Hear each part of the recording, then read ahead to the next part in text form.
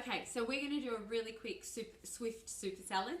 This is the cornerstone of something, one of the recipes, a Swift recipe.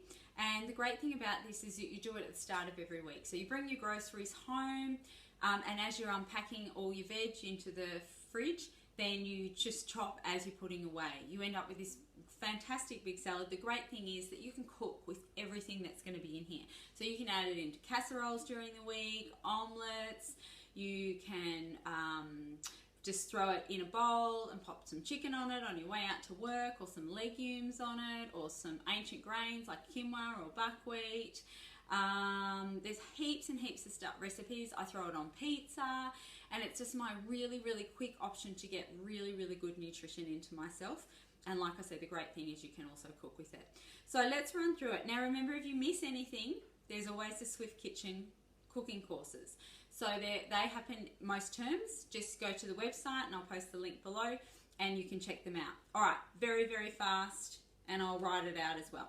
Okay, so we're gonna throw some grated carrot and grated beetroot. We're also gonna do a handful of kale, handful of spinach, and handful of rocket. And you need to chop that up so it's about the same size as what you grated. Everything's about the same size as what you grated the carrot and the beetroot. Next one we're going to do is some Chinese greens. So I've got some choy sum and some bok choy, and that's about the same size. And I literally, when I'm doing mine, I do it this fast as well. I don't muck around with it. I just want a really big, really quick salad that has lots and lots and lots of stuff in it, so I can have it there ready to grab as my week goes in. So that's our Chinese greens. Throw it into there. We're going to do some celery. Chop that up. So, and remember, you don't have to stick to the recipe of a Swift Super Salad. You may have food intolerances. There might be some foods. So I'm just about to put in cabbage, and I know there's some people that can't have cabbage. So you just leave those out, okay? You will, and add more of something else. So I've just got sort of probably a cup of cabbage by the time I'm finished. I've got some purple and some white. So go in there. We want lots of colour in it as well. We're popping in some snow beans and some snow peas and some beans as well. Once again, we want to cut them up. Nice, about that same size that you grate with. If you stick to that, then it's good. The next thing we want to do is we want to throw in heaps of taste and flavour. So we're going to do some basil.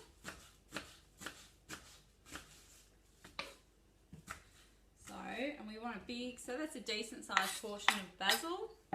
Next thing we're going to do is some mint and some coriander and some parsley. So I've just got them all on my plate. Just throw them all there.